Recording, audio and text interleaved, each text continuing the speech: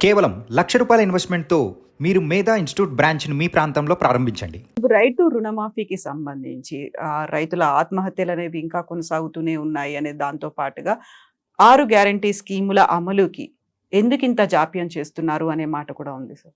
ఇప్పుడు రైతు రుణమాఫీకి సంబంధించి ప్రక్రియ మొదలైంది. సగానికి పైబడి కొంచెం ఎక్కువనే వాళ్ళు రుణమాఫీ చేశారు.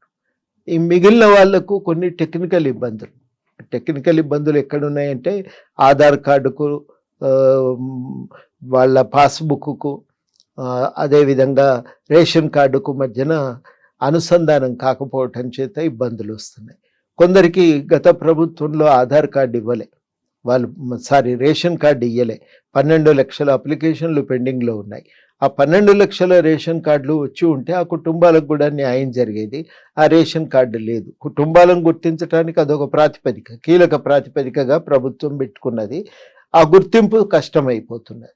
మూడో ఇబ్బంది ఏమొస్తున్నదంటే ఈ రేషన్ కార్డు కొత్తవి మంజూరు చేయకపోవటం చేత ఇప్పుడు ఒక అమ్మాయి ఒక కుటుంబం నుంచి ఉద్యోగం పొందింది, పెళ్ళయింది, అత్తగారింటికి వెళ్ళిపోయి అక్కడ కాపురం చేస్తున్నది.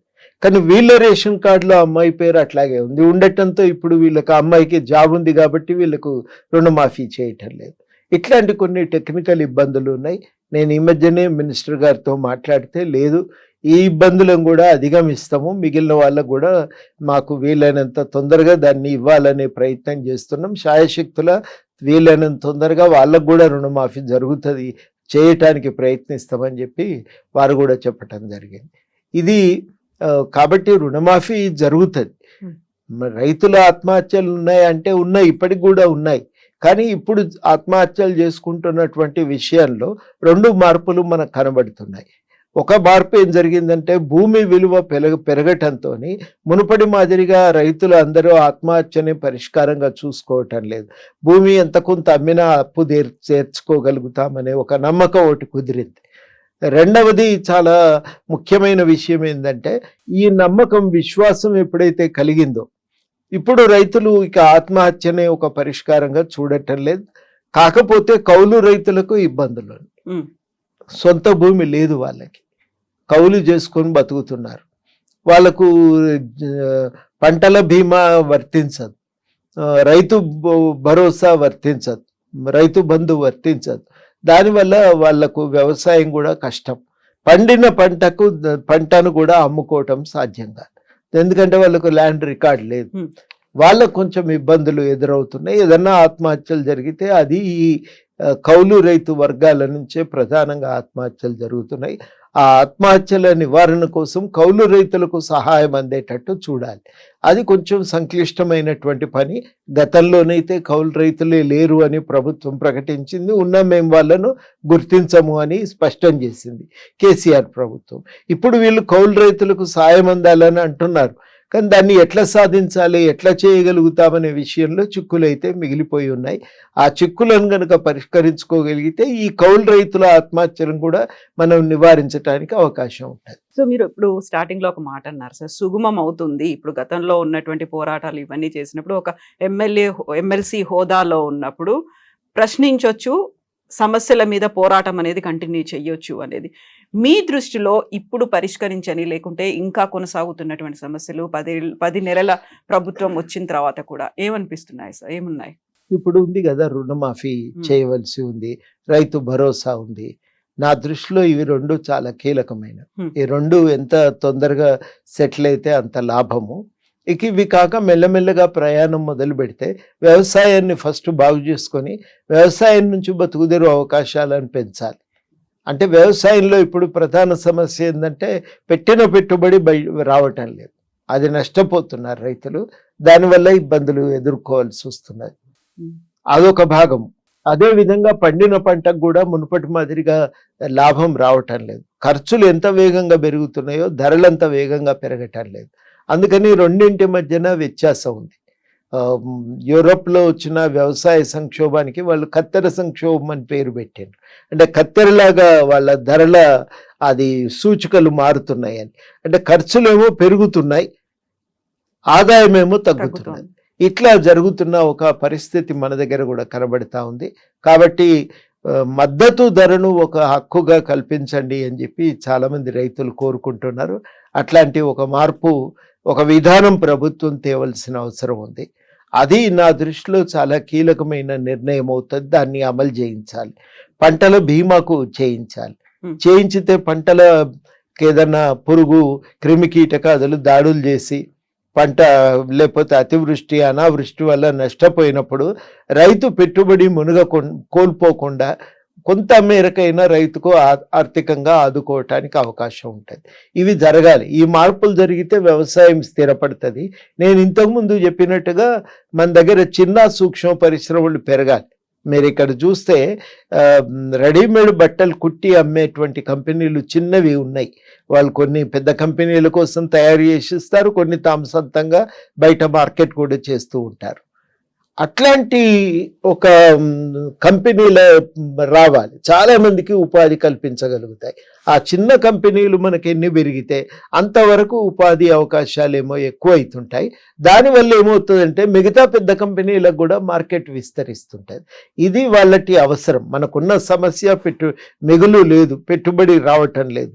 రెండవ సమస్య ఈ మార్కెట్ సౌకర్యాలు అనేవి లేకపోవటం, విస్తరించకపోవటం.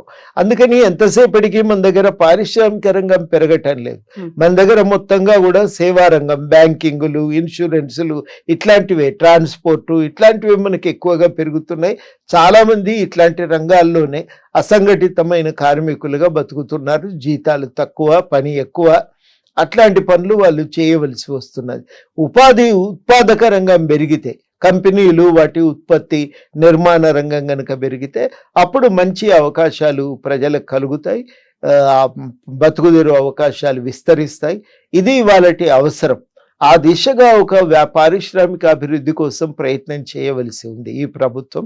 ఆ ప్రయత్నం ఎంత వేగంగా చేయగలిగితే అంత వేగంగా మనకు ఉపాధి అవకాశాలు విస్తరించి ఆర్థిక రంగం కూడా నిలదొక్కుకోగలుగుతుంది. ప్రభుత్వ ఆదాయాలు కూడా పెరుగుతాయి. దాంతో కొంత ప్రభుత్వం కూడా చేతిలో పైసలు ఉంటే వెసులుబాటు ఉంటుంది. ఆ పైసలు ఉంటాయి కాబట్టి పనిచేయగలుగుతారు. అట్లాంటి మార్పుల కోసం ప్రభుత్వము దృష్టి పెట్టాలి, పనిచేయాలి. అది తక్షణము ఇయ్యాలటి అవసరం. సో ఇన్ని అవసరాలు ఉన్నాయి. దీంతో పాటుగా ప్రజలకు ఇచ్చినటువంటి హామీలు ఇవన్నీ ఉన్నప్పటికీ కూడా రేవంత్ సర్కార్ వాటి మీద ఫోకస్ పెట్టట్లేదు. డైవర్ట్ చేయడానికే హైడ్రాను తీసుకొచ్చింది అనేటువంటి ఒక ఆరోపణ ప్రధానంగా వినిపించింది అన్ని వైపుల నుంచి కూడా. హైడ్రాను డైవర్షన్ అని మనం అనుకోవటానికి లేదండి. హైడ్రా అనేది ఎందుకు అవసరం పడుతుందో మనటి ఖమ్మం వరదలు చూస్తే మనకు అర్థమవుతుంది. వరంగల్లో అయినా కానీ చాలా చోట్ల ఒక 2-3 ఏళ్ల క్రితం కరీంనగర్లో కానీ ప్రతి దగ్గర కూడా వరదలు వస్తున్నాయి. ఊళ్ళు మునిగిపోతున్నాయి, ఇండ్లు మునిగిపోతున్నాయి. మేము నిన్న ఖమ్మం వెళ్ళినాం, మహబాద్ వెళ్ళినాం.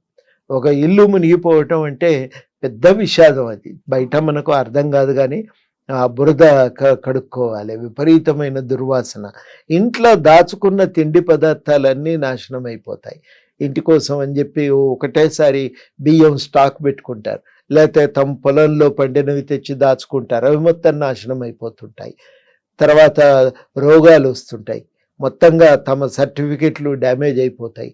ఎంత కష్టంగా ఉంటుందో నిజానికి జీవితము ఊహించటం కూడా చాలా కష్టం. అంతటి దుర్భర స్థితిలో ఏకాయికిన ఒక మనిషి నిరాశ్రయుడైపోవటం అంటే ఆత్మస్థైర్యం కోల్పోతాడు.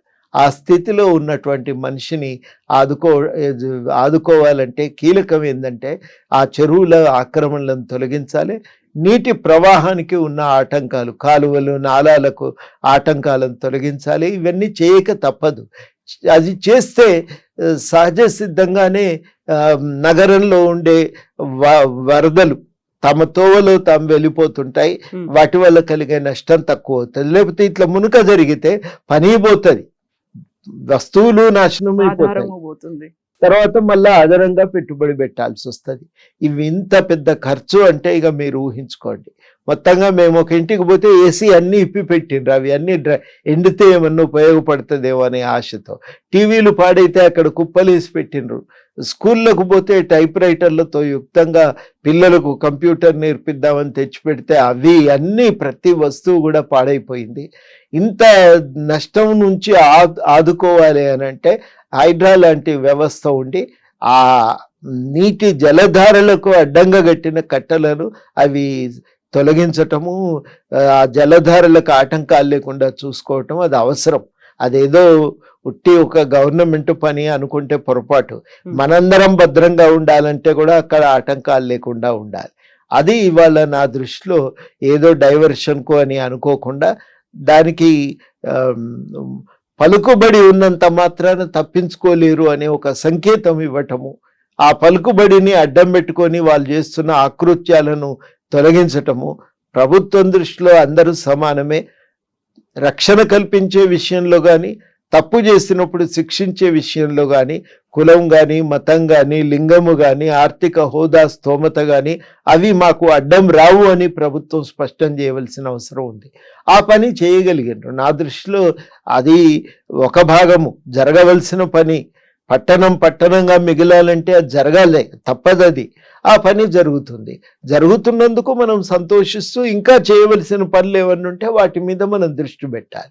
సో అంతా సమానమే అనేటువంటి ఆ దృక్కోణం అనేది ఇప్పటికీ కొనసాగుతుంది అనుకుంటున్నారు సార్? ఎందుకంటే కన్వెన్షన్ ని కూల్ చేశారు, సడన్ గా వెళ్ళిపోయారు, అది కోర్టులో కేసు ఉంది అనుకున్న తర్వాత ఇప్పుడు సడన్ గా సరికొత్తగా ఇంకొక అంశాన్ని తీసుకుని వచ్చారు. గతంలో ఆల్రెడీ కట్టి ఉన్న వాటిని మేము కూల్చాము, ఇప్పుడు కట్టాలనుకుంటున్న వాటిని ఎవరైతే పర్మిషన్స్ కోసం వచ్చారో వాటిని మాత్రం మేము అడ్డుకుంటాము అనే మాట. సో నివాసం ఉన్న వాటిని కూల్చము అన్నప్పుడే అక్కడే అర్థమైపోతుంది కదా సార్ అసలు చిత్తశుద్ధి అనేది ఏముంది? నివాసము ఉన్న వాటిని కూల్చము అని అంటలేరు. దానికి నోటీసులు, వాళ్ళు ఖాళీ చేయటానికి అవకాశాలు కొంత చేయవలసి ఉంటుంది. ఇవాళ చొరబడి కడతా ఉన్నప్పుడు మరి ఇప్పుడే మనం అడ్డుకోగలిగితే సులువైతుంది కదా. కాబట్టి ఇప్పుడున్న వాటిని తొలగించడానికి ఎవరికి ఇబ్బంది ఉండదు. తక్షణం ప్రాణ నష్టం కానీ ఆస్తి నష్టం కానీ ఉండదు. కాబట్టి ఇప్పుడు కడుతున్న వాటిని తొలగిస్తున్నారు. మరి మిగతా వాటిని వదిలేస్తారా అంటే వదిలేస్తామని ఏమనలే. వాళ్ళకు నోటీసులు అయితే పోతూనే ఉన్నాయి, వివరణ అడుగుతున్నారు. ఆ విషయంలో ఒక స్పష్టత ఏర్పడ్డ తర్వాత ఖాళీ చేయించి అట్లాంటి ఇళ్లను కూడా కూలగొడతామనేది చెప్తున్నారు. సో ఇక్కడ రాజకీయాలు అనేవి చూడము అనుకున్నప్పుడు అసదుద్దీన్ ఓవైసీకి సంబంధించినటువంటి స్కూల్స్ కావచ్చు, అక్కడ ఉన్నటువంటి హాస్పిటల్స్, దాంట్లో ఎందుకు మెతక వైఖరి ఉంది అనే మాట? ఒకవేళ లేదని నేను అనుకుంటున్నా. కాలేజీల పిల్లలను ఖాళీ చేయించినాక ఇంకొక చోట వాళ్ళు వసతి ఏర్పాటు చేసుకున్నాక తీసేస్తామని అన్నారు. పిల్లలకు నష్టం జరగకూడదనే ఆలోచనతో అట్లా ఆగినరనే నేను అనుకుంటున్నా. ఒకవేళ అది కాదు, రాజకీయ ఒత్తిళ్ళకే లొంగినరు అనుకుంటే తప్పకుండా తప్పే అని అంటారు. దానికేమో మళ్ళీ మనల్ని మనం మభ్యపెట్టుకోవాల్సిన అవసరం ఏం లేదు. అట్లా చేయకూడదనే అనుకుంటున్నా. చేస్తలేరు అనేదే నాకు అర్థమైనటువంటి వాస్తవము. భవిష్యత్తులో జరిగితే తప్పకుండా ఆ విషయం కూడా మేము ప్రభుత్వంతో మాట్లాడతాం.